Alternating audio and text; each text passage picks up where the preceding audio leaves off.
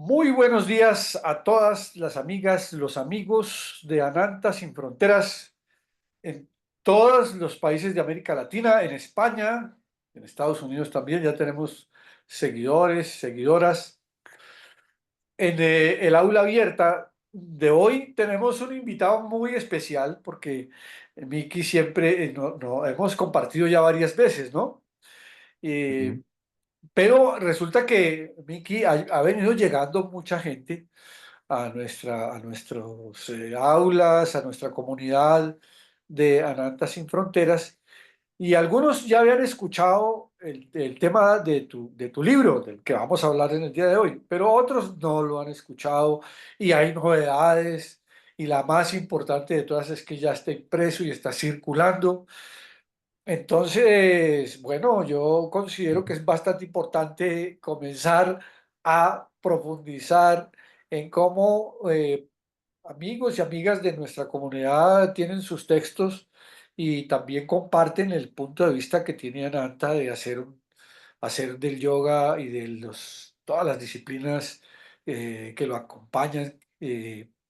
Que sean una fuente de realmente de acercamiento, de superación del enfoque este competitivo y absolutamente mercantilista que se ha ido imponiendo, y volvamos a nuestras esencias de respeto por todos los seres, no solamente los seres humanos, y que además de eso seamos capaces de compartir las experiencias de manera fraternal, de manera... Así no compartamos puntos de vista, no tenemos que estar todos de acuerdo. Lo que se trata es de que lo hagamos fraternalmente y que entendamos pues que esta es una experiencia que nos ha brindado la vida y que la queremos construir de la manera más colectiva posible. Y ese es el texto de Miki, precisamente, sobre el, sobre el tema de la compenetración de distintas formas de ver el mundo y especialmente esta discusión sobre el tema de la espiritualidad y tal, que ha sido un tema de discusión bastante complejo. Para algunos, pues es lo único que los acerca, y para otros prefieren tomar distancia de esa discusión. Y el texto tuyo ha sido sumamente importante en ese debate. Entonces, Miki, bienvenido de nuevo a Aula Abierta. Muchas gracias por muchas acompañarnos. gracias. Y Ujú, bueno, entremos en materia. ¿Qué tenemos? ujú, Coméntale a los que no han conocido todavía el texto de qué se trata y cuáles serían las formas de abordar esa lectura. ujú. Genial. Bueno, pues muchas gracias por volverme a invitar.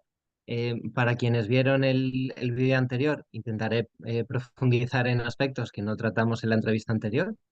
Y bueno, y para quienes no lo conozcáis, pues ha sido un libro de este grosor, 600 y pico páginas.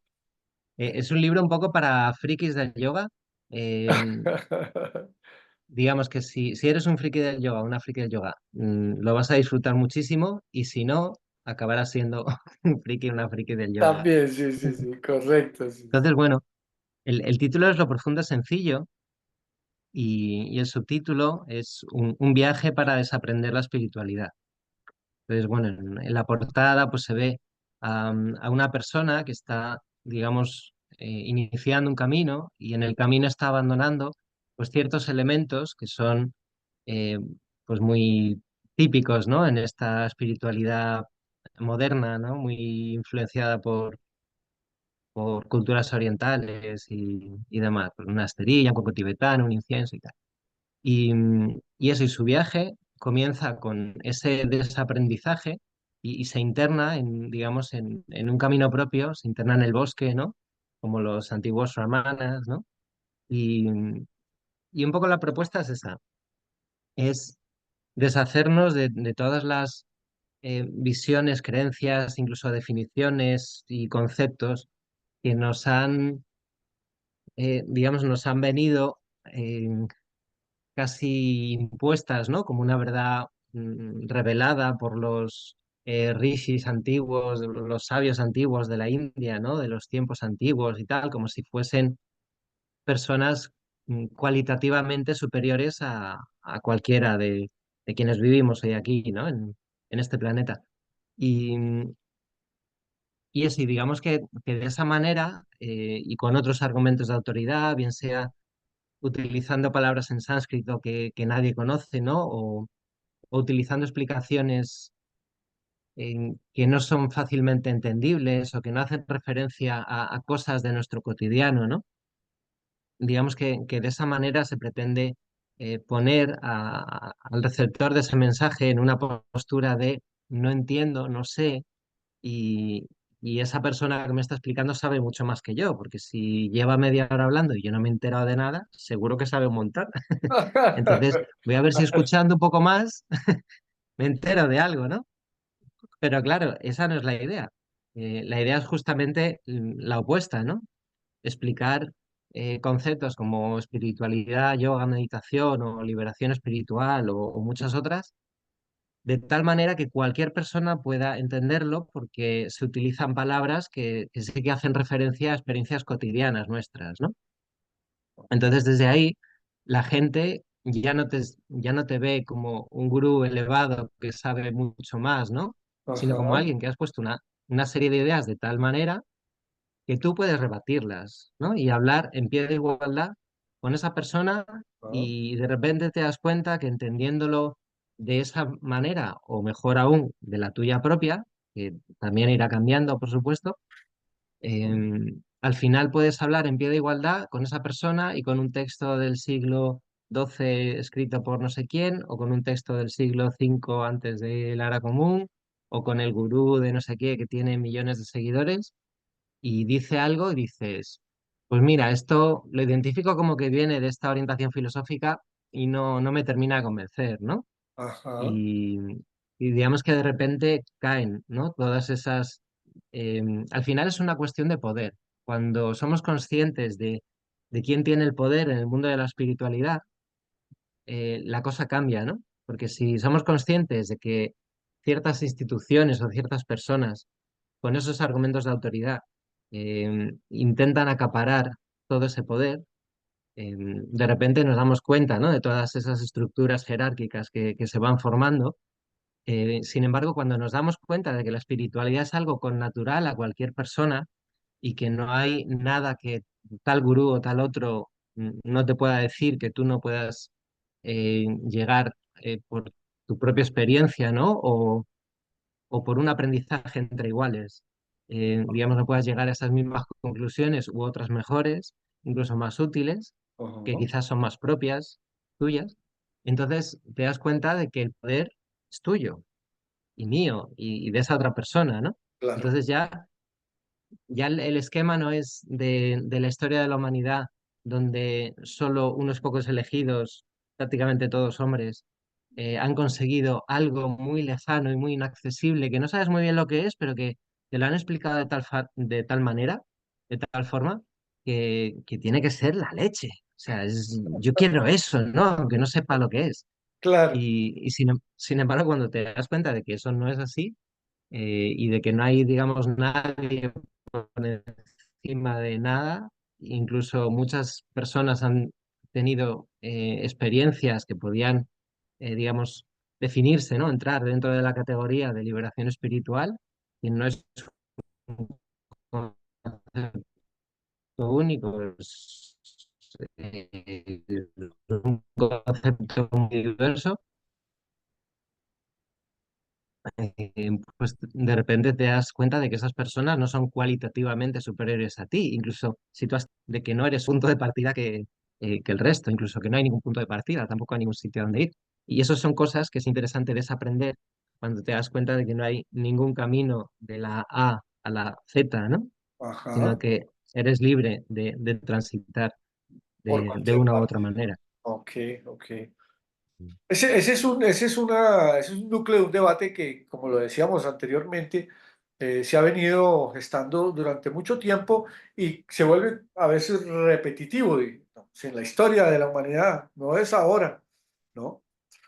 Hay quienes lograron resumir la experiencia, no solamente del yoga, sino de muchas experiencias espirituales y también físicas, para decirlo así, y lo recopilaron en determinados momentos de la historia y lo relanzaron, dijéramos, quitando a tanto intermediario entre el ser humano y el absoluto, ¿no? Y dijeron, no, no, es que todos nos podemos comunicar, no hay que ir a un templo específico y pagarle a no sé quién para que hable con no sé quién y que me haga el favor de a ver si me puede comunicar con el más allá y a él le dice que yo también quiero y entonces pues hay que dar unos diezmos y primicias y darle a un sacerdote pues la potestad de que me represente ante ese, sino que dice, hombre, eso se puede hacer desde tu casa, a domicilio, ¿no? Sí, Y eso porque por eso tienes el poder, ah, porque tienes el poder. tú tienes ese poder, también lo tienes. Hay que, desde luego, se facilita mucho el camino si alguien lo acompaña a uno, ¿no?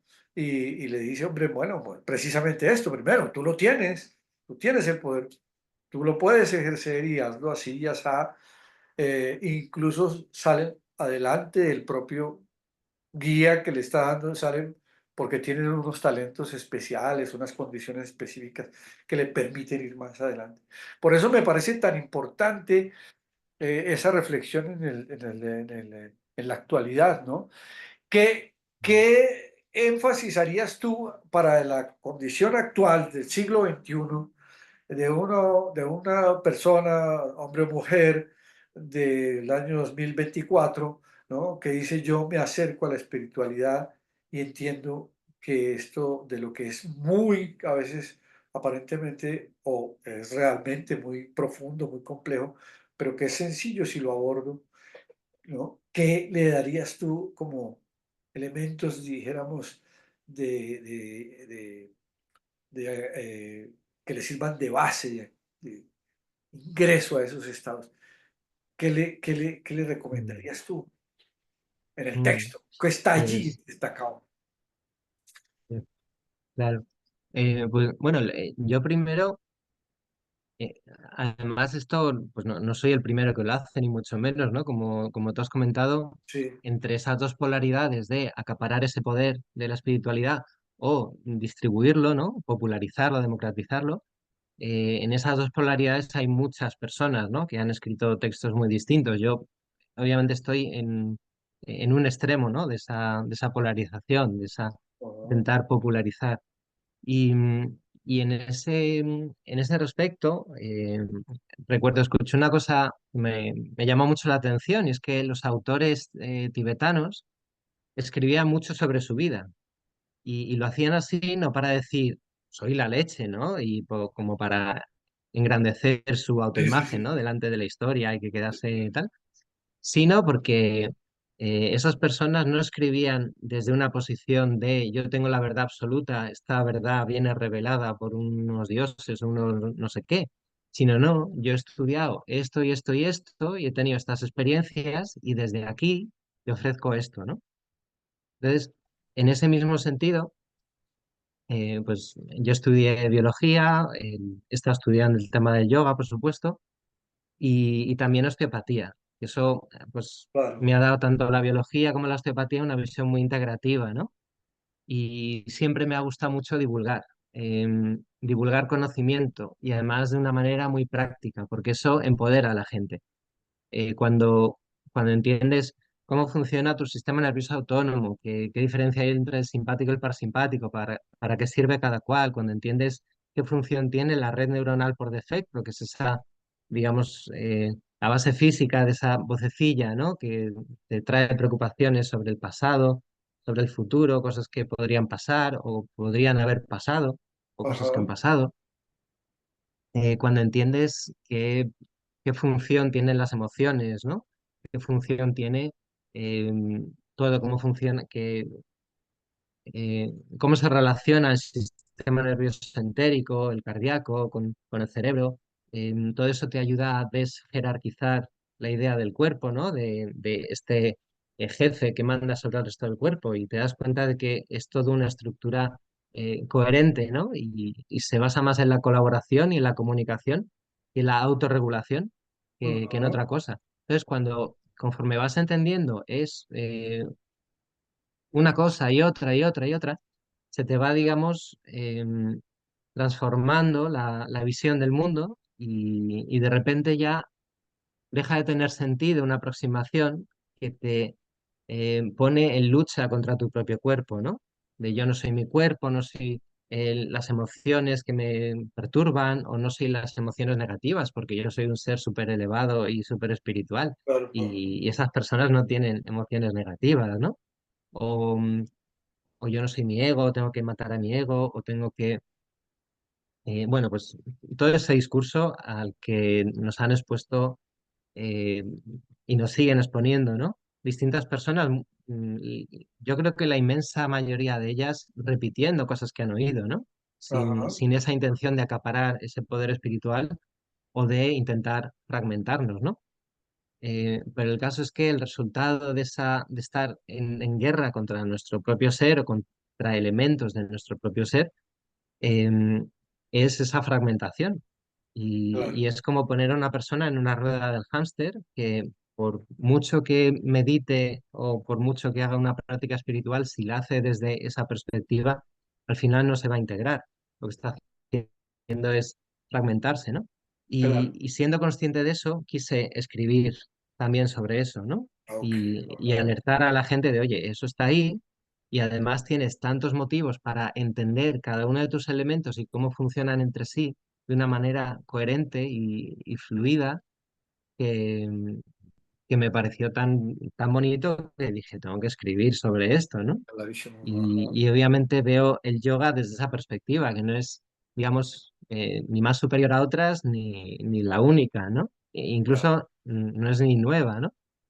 Sin embargo, digamos, lo que he intentado ofrecer en este libro es una síntesis entre un conocimiento científico, también de manera crítica, em, pues divulgando conocimientos sobre fisiología, sobre anatomía o biomecánica, ujú, con una perspectiva filosófica que, si bien está expresada en palabras que pueda entender cualquier persona, em, digamos que te ayuda a integrarte, ¿no? ok, ajá, Y luego, por ejemplo, uno de los capítulos con los que aprendí un montón, porque bueno, ya lo dije en la entrevista anterior, creo, yo escribiendo este libro he aprendido más de lo que sabía cuando empecé, ¿no? Para mí ha sido también un viaje para clarísimo, desaprender la un espiritualidad. ejercicio maravilloso, Sí, sí, y de hecho hice una presentación presencial del libro con una mezcolanza de gente. Venía gente pues, que estaba muy familiarizada con los temas de meditación, quizás no hayan profundizado la filosofía, pero sí que meditan mucho. Luego venía gente de un grupo de yoga al que estuve dando clase y venía gente de la España rural que tiene un bagaje del cristianismo, ¿no? Y ajá, preparando la presentación, quise, digamos, como abarcar a todo el mundo. Y, y esa forma de presentarlo también digamos, me enseñó cosas, ¿no? clarísimo, Partes, casi ajá, que más aprendes, ¿no? Más te vas dando cuenta de cosas, de cómo expreso esto de tal forma que una persona que no sepa lo que es samadhi o pratyahara o pranayama lo pueda entender, ¿no? claro, Y cómo poner ejemplos que hagan referencia a su vivencia, ¿no? Dentro del cristianismo, por ejemplo, ¿no? O ajá, dentro de una meditación así un poco más en castellano, desde el principio. a su vida Entonces, bueno, cotidiana, ese tipo de... Sí, eso es una espiritualidad cotidiana. correcto, ajá. Vicky, y una referencia que se ha convertido también en muy importante y que la hacemos cada rato en nuestros chats y foros internos en Ananta, es la de, bueno, cómo entender, cómo abordar desde esta perspectiva que lo estás planteando, toda la discusión sobre la industria del bienestar, ¿no?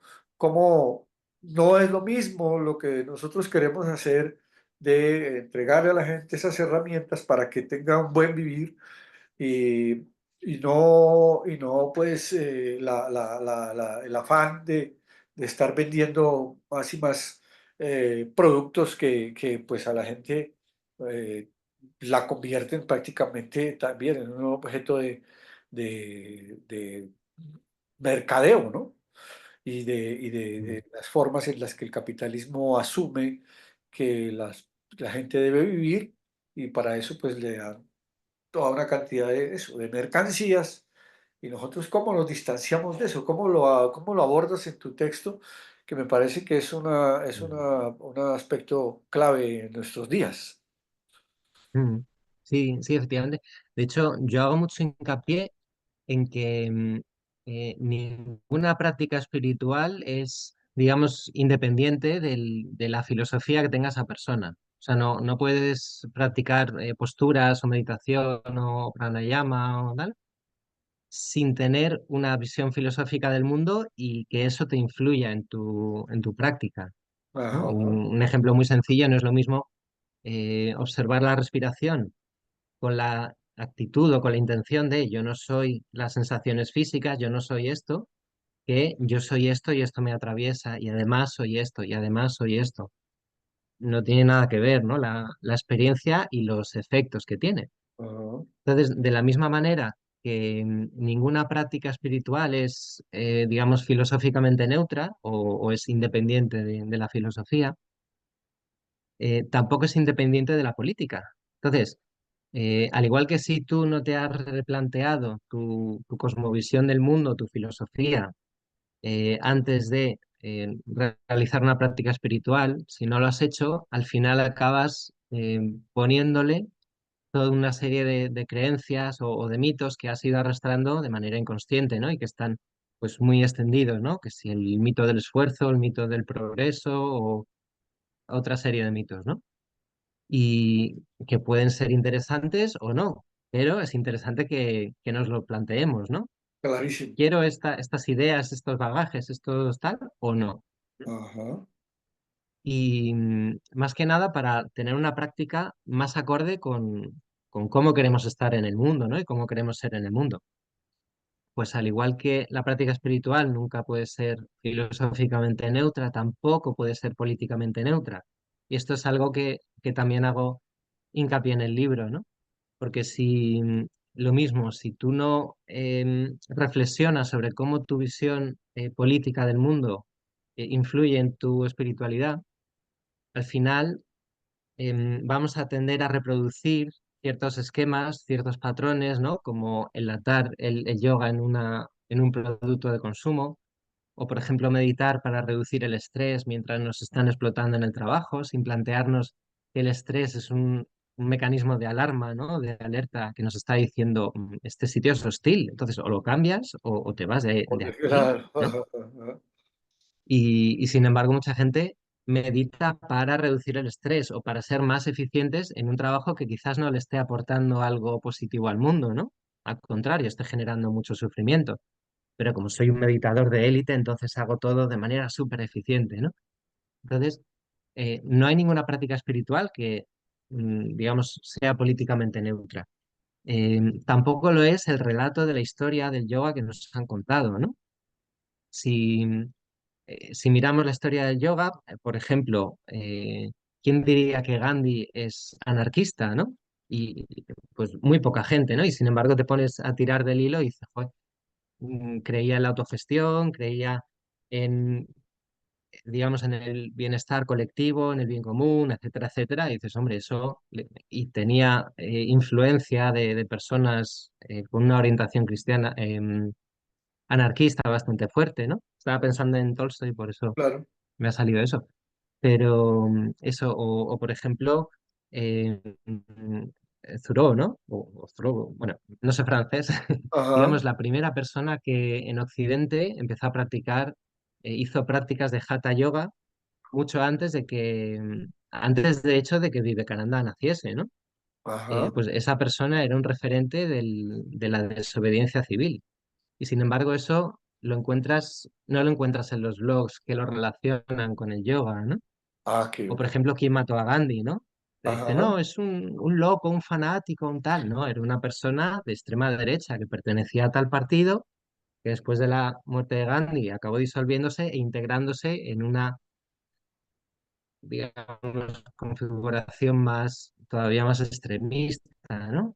No ajá, te hablan del hindútua, ¿no? De esta extrema derecha hindú, de cómo ve el yoga, como ese yoga milenario, porque el yoga siempre ha estado en la India y el yoga es hindú, y por lo tanto la India es hindú, y eso significa que pueden echar a patadas a los musulmanes o a cualquiera que no sea hindú, ¿no? Porque están en su tierra prometida, ¿no? En ese ah, sentido es muy paralelo, tiene muchos paralelismos con el sionismo, ¿no? claro. Y, y eso, entonces, cuando entiendes todo eso, dices, wow, yo no quiero eso, Sí, sí, sí. realmente. Yo quiero una forma de practicar la espiritualidad que me ayude a vincularme, ¿no? De manera sana, vincularme de manera sana con mis emociones, con mis pensamientos, con mis sensaciones físicas, con todo lo que me dice mi cuerpo, a vincularme de manera sana y equilibrada con otras personas, a poder ser capaz de sostener también sus procesos, ¿no? Que si yo entiendo qué papel cumple la tristeza y en mí, pues lo he experimentado y no he tratado de distanciarme de él, sino que, bueno, de ella, ¿no? De la tristeza, sino que Ajá, la he vivido, la he abrazado y la he transitado. Cuando una persona tiene una tristeza muy profunda, voy a poder acompañar a esa persona, ¿no? Entonces, al final desarrollamos la capacidad de construir vínculos muy profundos, ¿no? Y muy, muy fuertes y muy sanadores, tanto para otras personas como para ti. Al final, no puedes transformar el mundo sin que el mundo te transforme a ti, ¿no? O yo quiero una espiritualidad que me ayude a vincularme también con la comunidad, ¿no? Y a pensar en el bien común, como parte de mi misión de vida o de mi propio beneficio, ¿no? Que esté incluido en ese bien común. O quiero una espiritualidad que me ayude a vincularme con la totalidad, bien sea la totalidad universo material o la totalidad consciencia universal, ¿no? ajá, Pero desde una perspectiva de, no es que quiera huir del mundo para saltar a lo absoluto, ¿no? Sino sí, que he abrazado todo, tanto, todo lo que me venía lo he abrazado. Quizás algunas personas, algunas situaciones que sean demasiado desagradables, he puesto alguna barrera, ¿no? Y me he tenido que fragmentar, como ocurre en los procesos de trauma, ¿no? Y eso es sano, yo creo, también integrarlo dentro de nuestra visión de la espiritualidad, que no es solo integrarnos, sino también integrar lo que es la fragmentación dentro de una visión más completa, ¿no? clarísimo. Entonces, bueno, digamos que mi aproximación va mucho por ahí. Correcto. Sí, dijéramos, la insistencia de un sector de quienes participamos de todos estos procesos en buscar precisamente ese abrevadero de poder decir todo lo que yo quiero hacer no es para ir a aislarme, no quiero irme a vivir por allá a una gruta o internarme en la selva o en aislarme del mundo, sino poder precisamente compartir, convivir con con mi comunidad y con mi familia y con otras personas que comparten esto y estar, dijéramos, juntos en la búsqueda de mi bienestar físico, espiritual, vamos a decir, ¿no? Eh, energético, mental, pero al mismo tiempo compartir eso con otras personas y acompañarlos en su proceso y bueno, en lo que se pueda ayudar y en lo que yo pueda también aprender, pues lo haré con los otros. Ese vínculo se ha convertido realmente en una fuerza que poco a poco creo que está tomando más velocidad en el mundo, ¿no? Es una manera distinta de entender estos procesos, ¿no? Antes de someterse pues o a gurús o a comunidades verticales sumamente incluso agresivas con los participantes y de hacer otra experiencia distinta de mucha más trabajo paritario, horizontal, como lo quieras llamar, entre pares, de amigos, amigas, personas con las que podemos compartir todas estas inquietudes. Me parece muy importante, Vicky, ¿cuál es la estructura del texto? Porque también han participado otras personas en la elaboración Mm. del texto. ¿Cómo es que lo tienes estructurado y qué puede esperar el lector de Mm. esta lectura? Sí, pues bueno, ha habido otras personas que me han revisado partes del texto. No ha habido ninguna Ah, persona que me haya revisado todo el texto per se, ¿no? ah, De manera, digamos, directa, yo he sido quien, o a través de mí, ha sido quien se ha escrito ok. este libro, ¿no? Como Ah, se diga. Que también es cierto que he utilizado una técnica muy sencilla, la explico por si a alguien le funciona o le sirve. Para mí ha sido, vamos, genial. Es en un cuaderno con hojas en blanco, sin renglones, ni rayas, ni cuadrículas, ni nada, ¿no? márgenes ni nada. Ni nada, todo Ah, blanco, ¿no? Ahí empiezo a escribir pequeñito. Entonces, utilizo esta técnica porque digamos que la mano a nivel cerebral tiene una representación muy grande, ¿no? En la corteza somatosensorial, digamos la corteza motora que mueve la mano y la que recibe información de la mano es muy grande. Entonces, ajá, si, si escribimos así, pues va a haber más actividad y de alguna manera se te va a agitar un poquito más la mente, ¿no? Sin embargo, sí, si escribes con letra pequeñita e intentas que los renglones sean lo más rectos posibles y paralelos, al final es como quien va tejiendo, ¿no? ok, Un algo ok, que una vez ajá, que acaba una línea, sigue otra, sigue otra, otra, sigue otra, ajá, ¿no? Pues es como la misma técnica y ahí la mente se me iba relajando y entonces, en ese estado de relajación mental, de repente aprendía que, ah, mira, pues si esto es así, de repente tiene relación con esto, ¿no? O para tener relación con esto, tiene que haber un tercer elemento y se tendrían que relacionar de esta manera. Voy a buscar más información porque no tengo ahora esa información, ¿no? Y de repente veía que esa relación era así.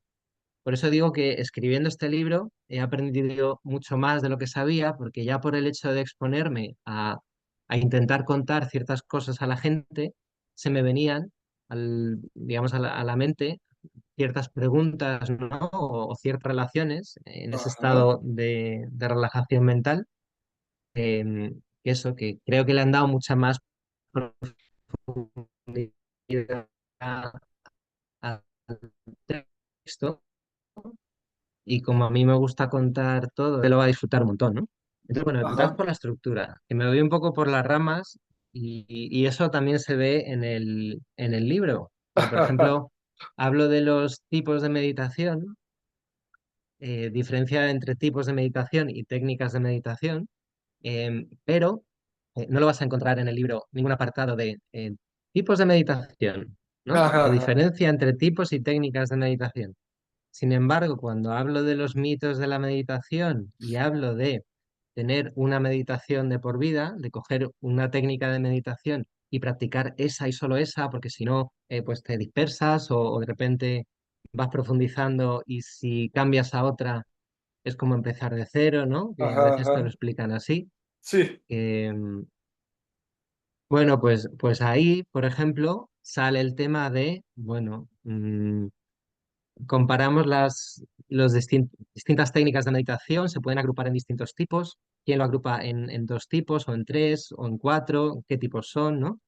Y a mí me gusta no dar solo una visión de algo, sino decir, mira, pues este profesor de meditación, digamos, utiliza esta clasificación, este otro utiliza esta otra, ¿no? O estos investigadores, acorde a ciertos datos neurológicos y tal, han hecho esta clasificación, ¿no? Y ya cada cual, que, bueno, o bien escoja una que le gusta más, o bien se den cuenta de que no hay solo una clasificación, sino varias y que, bueno, pueden ser unas más útiles ajá, ajá. que otras en ciertos momentos, ¿no? Y eso es lo bonito que le da a la persona, digamos, la capacidad de empoderarse. Pero bueno, vuelvo a la estructura porque sí que hay como una intención, ¿no? De aprendizaje gradual Claro, y digamos de ir de cosas más generales y que pueden llamar la atención a más gente, ¿no? Personas dentro del entorno del cristianismo o completamente ateas y que nunca se han relacionado con el mundo del yoga, pues ahí empiezo a hablar pues de lo que he comentado antes, ¿no? De cómo nos relacionamos con el cuerpo, de esos enemigos que tendemos a creer o a crear, ¿no? sí, Y al final estamos en guerra con nuestra mente, nuestros sentidos, todo eso. Cómo relacionarte con ese afán de tener que ser mejor cada día, ¿no? Y cómo al renunciar a eso y observarte te empiezas a integrar y ya por el hecho de ser una persona más integrada y más coherente, ¿no? Estás más en paz y activamente mejor que otras personas, sino que vives mejor, porque tienes más paz interior, ¿no? Cómo relacionarte con las emociones, qué papel cumplen en nuestra vida. Tengo un capítulo específico del miedo, ¿no? Porque es una emoción que se utiliza mucho para manipular a nivel político, porque hay gente que se ve sobrepasada por el miedo, porque hay mucha creencia de que el miedo es lo opuesto al amor, no, porque, bueno, está el mito este de superar los miedos, ¿no? ¿Qué hay detrás de eso, ¿no? Y a qué nos lleva eso, y, y qué parte de verdad hay en eso, si es que hay algo de verdad, ¿no? Digamos claro, que tengo como este tipo de temas más generales. También tengo un capítulo, bueno, un pequeño texto, sobre la visión patriarcal de la espiritualidad, ¿no? Como ah, esa forma de ver la espiritualidad solo con un cierto tipo de prácticas que prácticamente son inviables, tener cierta regularidad cuando estás en época de crianza, ¿no? O tienes que cuidar a tu madre o a tu padre porque está muy mayor o tal, etcétera, etcétera, ¿no? qué bueno, O, por ejemplo, el papel del perdón en el patriarcado, ¿no?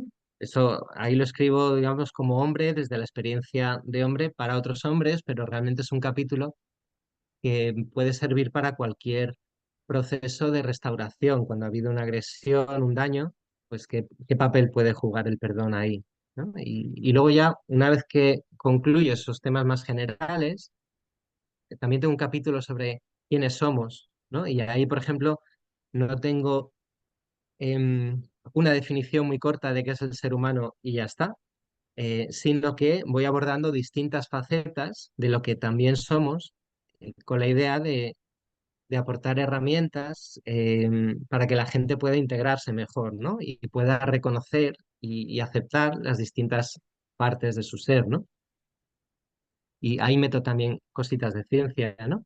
ok, Y, y eso, y bueno, y luego ya paso, digamos, a la parte más de lo que es el yoga en general, que también entro un poco como de puntillas y luego me voy, digamos, sumergiendo, ¿no?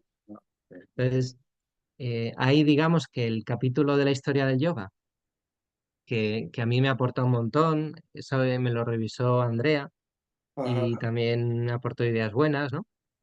Ahí, por ejemplo, pues cuento digamos, la historia del yoga y también con su parte política, ¿no? Por ejemplo, quién vino, de qué tipo de personas vinieron antes de Vivekananda, de la India a Estados Unidos, a enseñar yoga y qué tipo de yoga enseñaban, ¿no? Porque Vivekananda no fue el primero, ¿no? Eso es un no, poco como una idea muy extendida. Y de hecho, Vivekananda llega en un contexto social y político muy concreto, que, que sin eso no se explica el que tuviese tanto éxito, ¿no? Vivekananda.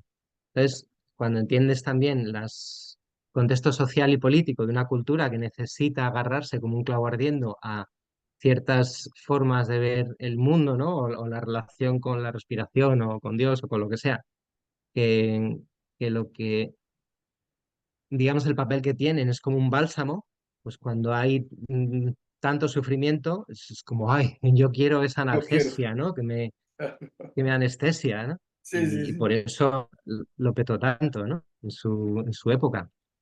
Y bueno, digamos que después de una aproximación así muy general al yoga, dado que el esquema que utilizó Patanjali, que no fue el primero que lo utilizó, ni mucho menos, pero digamos que es el más extendido en el yoga postural moderno, como mi intención también es hablar a profes de yoga postural moderno, que quizás no hayan tenido pues una formación, digamos, un poco más rigurosa, ¿no? En temas de yoga, digamos, he utilizado su lenguaje, ¿no? Y he utilizado, que también ha sido el mío, ¿no? Yo me he formado de esa manera, yo vengo de ahí, o sea que tampoco, eh, digamos, me quiero desligar de mi pasado. Claro. Y eso, entonces voy abordando los llamas y ni llamas con una perspectiva más social, más empoderante, em, comentando, por supuesto, que ni son esos 10 ni que hay muchos más, ¿no? También como para abrir la mente y desdogmatizar a quien lee ese libro, ¿no?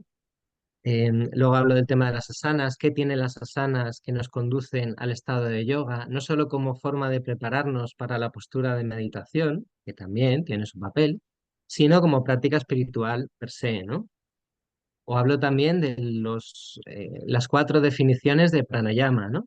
Ajá. Y cómo esas 4 definiciones, como entendiendo prana como respiración o prana como energía, y luego como entendiendo la palabra como prana llama como restricción del prana o como prana ayama como no restricción del prana, Ajá. eh, esas dos dualidades generan 4 combinaciones posibles. Entonces, me sumerjo en cada una de las 4, no para decir, esto está mal y esta pranayama significa esto, ¿no? Sino, Correcto. bueno, estos son 4 significados posibles de pranayama y dentro de este campo semántico hay mucha más riqueza que decir, no, no, no, mi definición de pranayama es la única y verdadera, ¿no? Sí, sí, sí. Eso lo encontramos tantas veces que ya y Sí, sin embargo, algo que permea también este texto es esa cosita del campo semántico, ¿no? O del campo filosófico. Hay varios abordajes filosóficos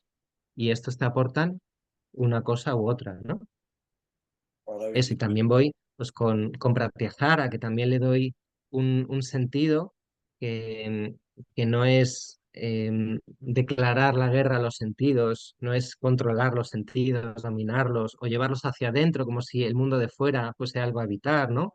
Bueno, le voy dando como vueltas a todo eso y cómo se relaciona Pratyahara con la calidad de la atención que prestamos. Eh, Digamos que son textos que ya la misma lectura y la misma reflexión, como el pasarlo por el propio cuerpo, nos preparan para una meditación quizás más sencilla y más profunda a la vez, ¿no? Más profunda en el sentido de los efectos que puede tener en nuestro cuerpo-mente, en nuestro ser entero, en nuestra conciencia, y más sencilla en cuanto a que si sabes qué es importante y qué no, pues todo lo que no es importante es accesorio, pues lo puedes coger en un momento dado o soltar y coger otra cosa, ¿no? Pero sabes cuál es, digamos, tu propósito, que no tiene por qué ser el mío, ¿no? Ni el de otras personas. Eso también es interesante. Y luego ya me meto en aspectos más relacionados con la meditación, ¿no? Desde mitos de la meditación, ahí hay varios capítulos muy, muy interesantes con los que he aprendido un montón, como por ejemplo uno en el que hablo de los siddhis, ¿no? Estos superpoderes, ¿no? ¿Qué son, qué significan? Lo abordo también desde otras perspectivas, no solo desde la cultura india. O por ejemplo, estas experiencias poco cotidianas, algunas de ellas muy agradables, pero otras muy, muy desagradables, ¿no? ¿Cómo se aborda desde la psiquiatría moderna, ¿no? Los límites y paradojas que se dan dentro de la psiquiatría moderna occidental. ¿Cómo se ha abordado desde distintas perspectivas de Oriente, ¿no? En sentido amplio, ¿no? También el budismo zen, no solo en la India, ¿no? Y cómo la aborda la psicología transpersonal, que nos puede aportar cada uno de esos abordajes, ¿no? Mi idea es, yo intento ser bastante metódico, no sé si bueno, con esto, ya hablando de la historia del yoga, no puedes abarcar todo porque Es que ni así Tenías que ser. abarcarías toda la historia del yoga como para Sí, meterte en otros temas, ¿no? Pero dentro de sí, eso intento ser bastante sistemático, ¿no? A la par que divulgativo. Entonces, quizás llego a textos, o sea, a sitios que otros textos que he leído pues no llegan, ¿no? Por eso también he aprendido tanto escribiendo este clarísimo. libro, ¿no? Ujú. Y luego tengo un capítulo que no es el último, y no es el último adrede, sobre el samadhi, ¿no? Que es el samadhi o la liberación espiritual o tal. ¿Qué es esa liberación del sufrimiento? ¿Cuáles son las causas del sufrimiento según una aproximación, según otra? Cómo el concepto, bueno, sí, cómo la idea de liberación espiritual no es la misma según el Sankhya o el Advaita Vedanta o el no dualismo tántrico o en distintas culturas, ¿no? Cómo se viven esas experiencias y cómo sustrato filosófico influye en cómo vivimos ese tipo de experiencias. Y sobre todo, qué te aporta y qué no te aporta, ¿no? Por ejemplo, te puede aportar una experiencia eh, bueno, dependiendo del tipo de experiencia, te puede aportar cosas muy distintas, ¿no? Como una experiencia de la consciencia per se o una experiencia de conexión muy profunda en el sentido de, no es que yo sea y de repente eso es un poco yo, sino Sí, que soy yo con eso, ¿no? También de manera absoluta, como que lo absorbes y ya no eres tú solo, sino más, ¿no? Y eso puede pasar pues con el universo entero, el universo material o claro, la consciencia universal o lo que sea, ¿no? Cómo eso se vive incluso también en el proceso de la muerte, ¿no? Como distintos abordajes, como durante la muerte hay distintas prácticas que te preparan para utilizar la muerte para liberarte espiritualmente, según distintas ramas, ¿no?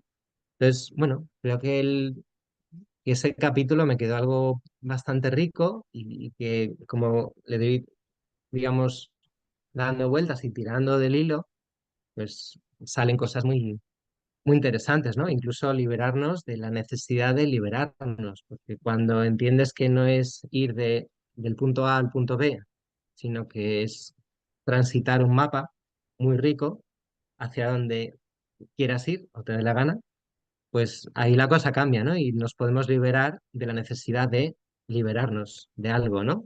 De aquí, me clarísimo. quiero liberar de aquí, pues salto para allá.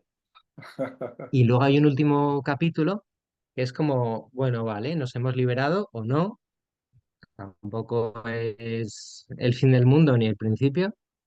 ¿Y, y ahora qué, no? O sea, ¿cómo puedo vivir mi espiritualidad, digamos, en mi día a día?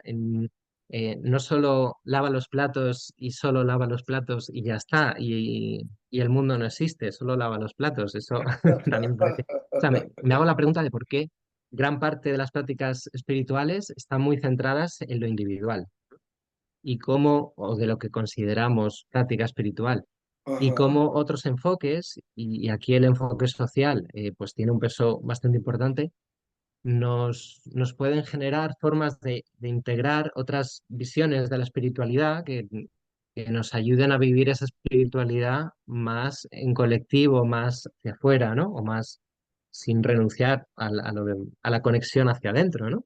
clarísimo. Y eso, cómo ver la espiritualidad con una mirada mucho más amplia, ¿no? Y mucho más transformadora. Ahí sí que le meto visión política. Aún así, yo creo que todo el texto está, digamos, imbuido tanto de una visión filosófica concreta, que sería un poco más del Tantra integral, ¿no? Que es como Ajá, esa mezcla entre una visión científica holística, ¿no? Y una visión, digamos, bueno, no del Tantra, sino del no dualismo absoluto de Abhinavagupta, ¿no? ajá, Y un poco cómo ha evolucionado todo eso. Pero claro, el Tantra a nivel filosófico tampoco se puede decir, el Tantra dice esto, ¿no? ajá, ajá. Hay muchas visiones ahí. Entonces, bueno, sería como este no dualismo absoluto con un enfoque científico más integrativo, ¿no? Que puede ser interesante para personas que viven aquí, en este contexto histórico, que les puede resultar muy útil, ¿no? No Sí, necesariamente superior a lo del siglo XII, ni superior al del siglo XXV, ¿no? De hecho, quizás los del siglo XXV digan, "Buah, si eso está súper pasado, si eso ya lo sabe todo el mundo, ¿no? Y incluso se ha descubierto mucho más Eso, esto, claro, ¿no? O incluso clarito. esto se vio que no era así de esa manera, sino era de esa otra. Pero con lo que tenemos, pues yo he intentado integrar algo para no generar una visión única de una verdad absoluta, sino para ofrecer algo que sea útil, ¿no? Y que la persona, una vez que transite todo este viaje para desaprender su espiritualidad, no acabe aprendiendo la mía, em, sino que aprenda la suya, ¿no? Digamos Organice que vaya, su propia experiencia, claro. Ajá, claro, su propia visión de la espiritualidad y su propia práctica, ¿no? correcto, ¿no? Que no será superior a otras, pero le será súper útil para esa Fácil, persona en fácil, concreto, ¿no? claro, claro. Como aprender a hacer arroz, así cada uno hace, todo el mundo dice, bueno, hacer un arroz y tal, pero yo hago el mío y este me queda rico y lo he trabajado y no. Ahora en la discusión que, repito, hemos ido abordando, se ha hecho muy evidente ese interés de muchas personas, y debo decirlo, me alegra mucho que haya gente joven que lo esté abordando de esa forma, en la de ser cada vez más críticos, menos sumisos, ¿no? Mucho más propositivos también a la hora de decir, bueno, yo tengo mi propia mezcla, yo hago mis cosas y respetando todo lo que ha habido, toda la trayectoria, la historia, toda esa cantidad de textos que felizmente además están saliendo cada vez más, investigaciones muy eruditas y académicas que saludamos. Yo personalmente creo que eso es una cosa sumamente importante, que haya quien se dedique a buscar un texto y lo busca y lo encuentra y lo desagrega y lo desbarata y vuelve, lo arma y todo.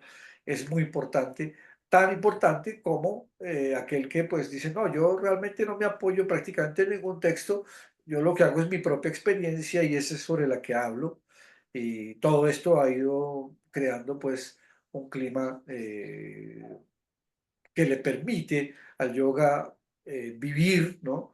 No convertirse en un elemento fósil, anquilosado, quieto, que solamente se podía comprender si se hace una práctica igual como se hacía hace 20 siglos o más, ¿no? Y que así era como se hacía y así es como debe ser y nadie pues puede aportar nada porque pues está quieto ahí, eso es intangible, no se puede tocar, no se puede pichar así con el dedo y decir, no, hombre, esto es que sí, esto sí, pero ya esto tal vez no. Entonces, me parece muy importante este texto tuyo. Bueno, y también la alegría de que sea de un colega que ha compartido con nosotros en estos últimos meses, bueno, ya casi años, ¿no? Ya casi un año que estamos compartiendo esta conversación y que lo podamos ver ya impreso, cogido con la mano y decir, este es, ¿no? Eso ha sido muy importante. Y bueno, hablemos un poquito de ese tema terrestre, es decir, ¿dónde lo conseguimos? Está impreso y me Ah, contabas sí. que ya lo podemos conseguir aquí en Bogotá. Puede ir uno a la librería de la Universidad Nacional, ¿me dijiste o tal? ¿O cuál? Hay varias. En la librería de la U, en la página web, se puede obtener el formato, digamos, digital, en Ah, ebook, ¿no? buenísimo, O en buenísimo. México, por ejemplo, en las librerías Gandhi, pues también se puede utilizar el formato, digamos, de ebook, que para alguien que tenga problemas de muñeca, pues es interesante. Pero a quien le guste degustar el papel y quiera Sí, sí, sí. fortalecer Ah, pues, los antebrazos sí, y sí, sí. todo, pues eso, resulta que ¿Quién en lo la página de imprimió, Busca Libre, Miki? ¿Quién te lo ¿eh? imprimió? ¿Quién te imprimió el texto? ¿Qué editorial? La, la editorial es Letrame, que es una editorial, digamos, en España, es de las seis mejores, dentro de las seis mejores editoriales de autoedición, Ah, pues está Letrame, ¿no? sí. Y sí que he probado otras, pero, por ejemplo, en una que también está dentro de las seis mejores, incluso más famosa, sí, yo les comenté, en plan de, oye, he escrito este texto y tal, y, y es y cómo, qué condiciones, ¿no? dais a los escritores o escritoras, ¿no? A la hora sí, de publicar texto, y me estaban dando la coña para que publicase con esa editorial, ¿no? Y sin ajá, embargo, con Letrame, con esta eh, que al final he elegido, pues yo les mandé 50 o 70 primeras páginas y les dije, mira, parte de mi libro es este, ¿no? Se lo leyeron en muy pocos días y me dieron un resumen, tanto del contenido como una valoración literaria, ¿no? Del estilo y de no sé qué. De- ah, y, y eso, y visto lo visto, pues nos gustaría que publicases tal. Ten en cuenta que no tenemos una capacidad de, digamos, de editar textos pues limitada y que tenemos que seleccionar, ¿no? A aquellas sí, personas cuyos textos nos parecen más interesantes. Y a mí eso, pues me toca un poco la patata porque al final sabes que es gente que no es el negocio por el negocio, sino que se dedican a ello, tienen la capacidad que tienen y no van a crecer más, al menos por ahora, ¿no? ajá, qué O bueno. no tienen como esa cosa de, sí, publica, publica, publica, ¿no? Sí, sí, Bien, sí, porque podía llegar a distintos países, ¿no? Ya estaba en el colectivo abierto y era como, jo, yo quiero que toda esta gente, que son casi mi familia, sí, puedan leer esto, ¿no? correcto. Entonces, resulta que en la página de Busca Libre se puede pedir desde Argentina, Chile, Colombia, Ecuador, España, México, Perú, Reino Unido, Estados Unidos. Incluso si estás en otro país, puedes intentarlo, quizás cobren un poco más, pero bueno, es una opción. Qué Obviamente en cada bueno. país tiene un precio distinto, yo no lo he puesto. De Sí, hecho, queríamos poner un precio más bajo y no la editorial, sino las plataformas de distribución nos sí, dijeron, esto es demasiado barato, es un libro gordo, tenemos que ponerlo un poquito más caro, ¿no? Y dijimos, bueno, pues ya está. Nos dijeron de aquí para arriba. Y dijimos, vale, pues aquí, que queremos que la gente lo lea, ¿no? sí, sí, sí. Y, y luego en Podibooks, pues está disponible en México, Colombia, Perú, Ecuador, Uruguay y Brasil. Oh, qué bueno. Entonces, bueno, si estáis en estos países, lo podéis pedir en formato físico, ¿no? En papel. Y os llega, pues, dependiendo del país, pueden ser 1 o 3 semanas, como mucho, ¿no? O incluso al día siguiente, dependiendo del país, ¿no? Buenísimo, Así que, Miki. mm, Es muy de hecho, importante, yo, dime, sí, perdón. no, una pequeña tontería, que de hecho en Busca Libre lo imprimen en Colombia y luego de ahí lo envían a distintos países. Por eso quizás Ah, tarde sí, más o claro, menos en un sitio u otro. Mm. clarísimo. No, la invitación a todos nuestros seguidores, seguidoras en el aula abierta, los que nos ven en directo, maravilloso. Ya lo conocen, ya saben pues en la descripción de Miki, de este texto tan importante. Y quienes quieran profundizar también tienen la posibilidad de hablar directamente con Miki. Ahora aquí abajo, en la Mm. descripción de este video, les vamos a dejar los contactos de Miki para que lo llamen, para que hablen con él, para que le pregunten. Y bueno, se abre también otro canal de conversación.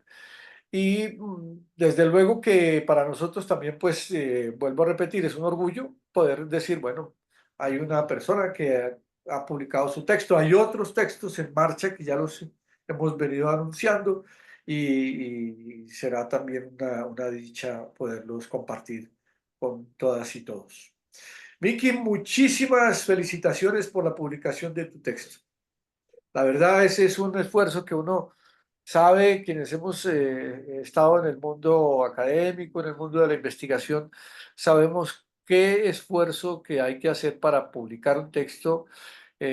Son años, años de trabajo, de trasnocho, de interrogantes, a veces de muchísimas angustias. Es tu ópera prima también. Es el primer texto que sacas al público o tienes otros anteriores.